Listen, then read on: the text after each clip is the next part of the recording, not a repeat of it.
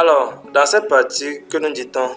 Donc, par la suite, on nous demande ici de donner une conclusion dans quelle couche du modèle OSI travaille le concentrateur. Donc, nous avons déjà répondu que c'était dans la première couche du modèle OSI, dans la couche 1, dans la couche physique du modèle OSI. Maintenant, ici, on va parler avec les commutateurs, comment ça fonctionne. Donc, ici, on nous demande de réaliser ce petit schéma, comme vous pouvez le voir. Et donc, si vous avez constaté les arrêts CP, ne changent pas, et le masque aussi. Donc, ce que nous devons essayer de faire, et pour cela, nous devons nous rendre dans Cisco Packet Tracer. Et ici, je vais encore prendre des ordinateurs qui vont commencer cette fois-ci à partir de 6, parce que nous avons déjà 5 ici. Donc, à partir de 6.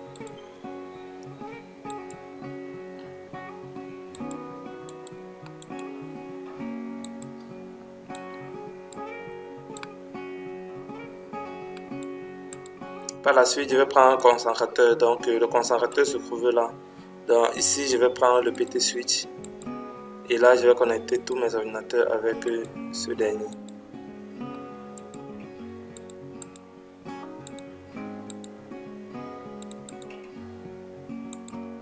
Voilà. Donc, là, on me demande de le configurer. Je commence par celui-ci.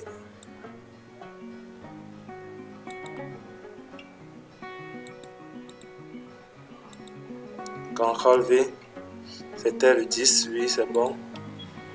192.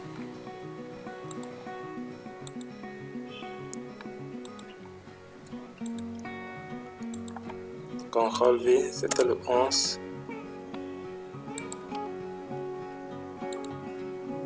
192.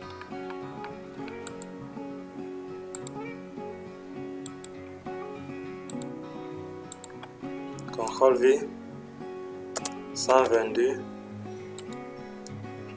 192,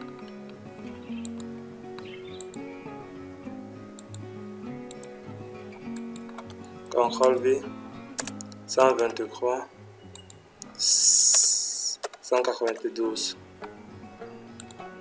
Ok, par la suite, qu'est-ce qu'on demande?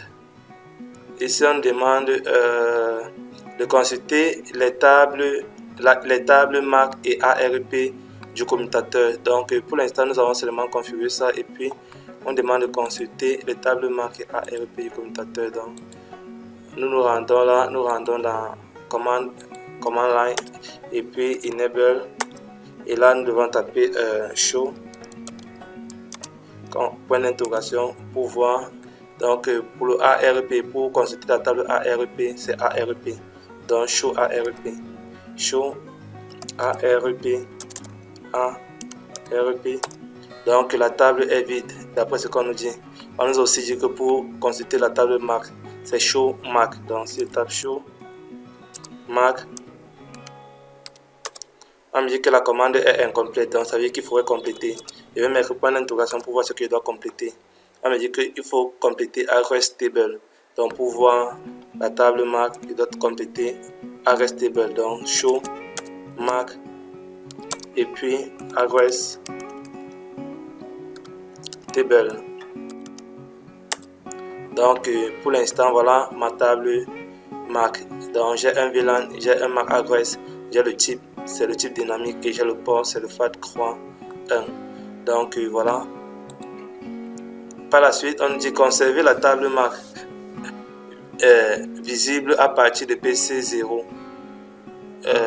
Effectuer un ping mode en mode simulation à destination du PC1, PC2 et PC3. Observer les instructions de la table MAC à chaque étape. Donc, ici, qu'est-ce que je dois faire? Je dois un peu essayer de réduire.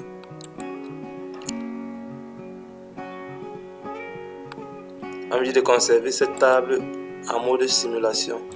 Donc, je vais le mettre là.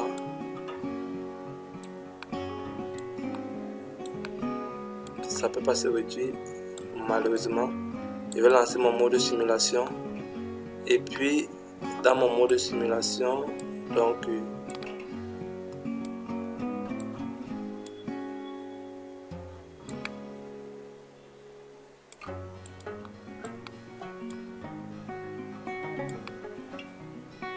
Donc dans mon mode de simulation, je vais essayer de faire d'envoyer un message de là vers là.